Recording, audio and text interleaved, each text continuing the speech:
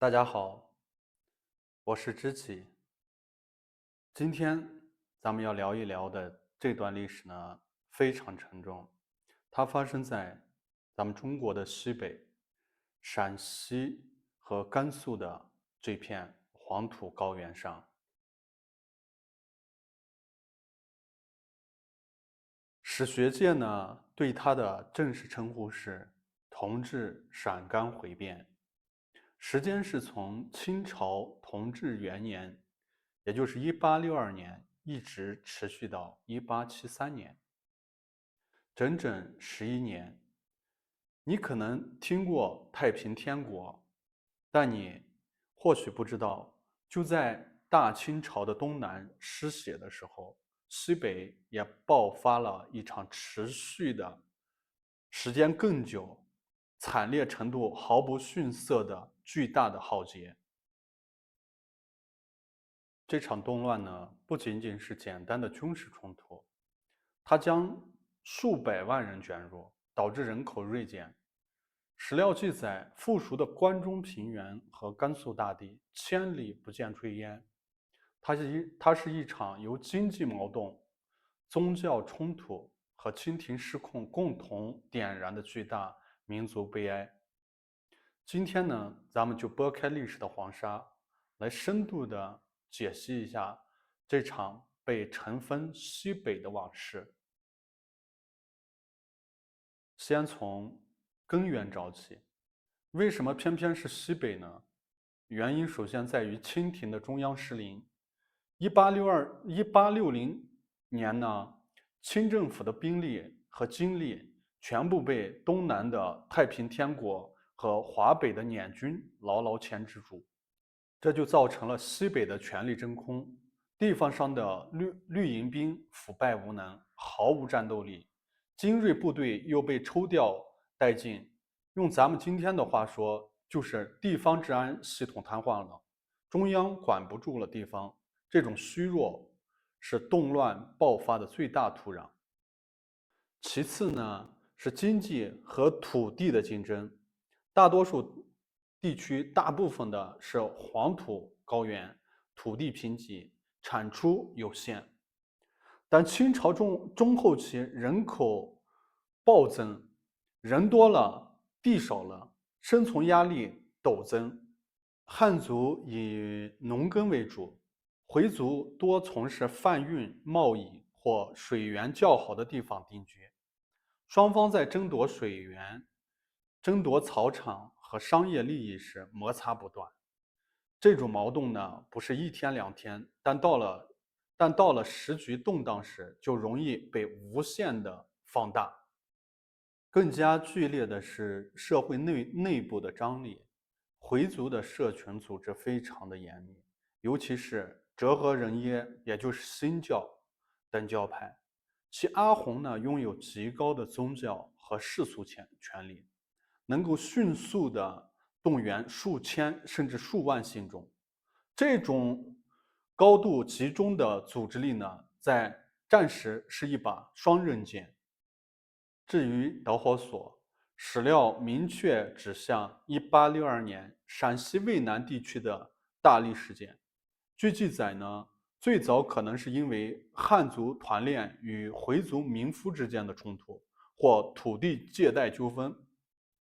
这种土地械斗本不罕见，但因为清廷无力干预以及地方政府的处理不公，小冲突迅速升级。很快，地方上的极端势力和教育首领介入，将械斗升级为武装暴动。他们不再满足于小的胜利，而是要争夺地方权力。这场战争的性质呢，在暴动之初就迅速被定性为回汉互杀的血腥冲突。陕西是战火的起点，回军在关中大地四处出击，像白焰火这样的悍勇的首领率领的部队攻城略地。当时大清的陕西巡抚殷护只能依靠城墙死守西安，而富庶的800里秦川很快就变成了千里无烟火的荒凉景象。关中战场的激烈，迫使清廷不得不调集湘军，如多隆鄂的部队西进镇压。但当清军主力进入后，陕西的回军开始向西转移，战火不可避免地烧到了甘肃。甘肃的回族基础更深厚，这里出现这场动乱的核心人物，便就是马化龙。马化龙呢，是折合人耶派在宁夏固原一带的教主，他不仅有宗教号召力，更有政治头脑。马化龙在宁夏的金鸡堡建立起强大的防御体系。金鸡堡呢，并非一个单一的堡垒，而是由数十个堡寨组成的18大营。他在这里经营数十年，自铸钱币，征收税赋，俨然是一个半独立的割据政权。当陕西的白彦虎等部退入甘肃，并与马化龙合围后，回军呢势力达到了顶峰，他们一度的控制了甘肃和宁夏的大部分地区，对清廷的统治构成了最直接的威胁。但最可怕的是，战争彻底蜕变。无论是回军攻破汉族的堡寨，还是清军或团练攻克回族的部落，都伴随着血腥的报复性屠杀。这场动乱造成的人口损失是晚清最惨烈的。甘肃人口损失超过2/3，陕西人口损失也接近一半。面对着糜烂的西北，清廷终于下定决心。1866年，他们派出了真正的能臣左宗棠。这位刚刚平定太平天国、收复浙江的名臣，被任命为陕甘总督。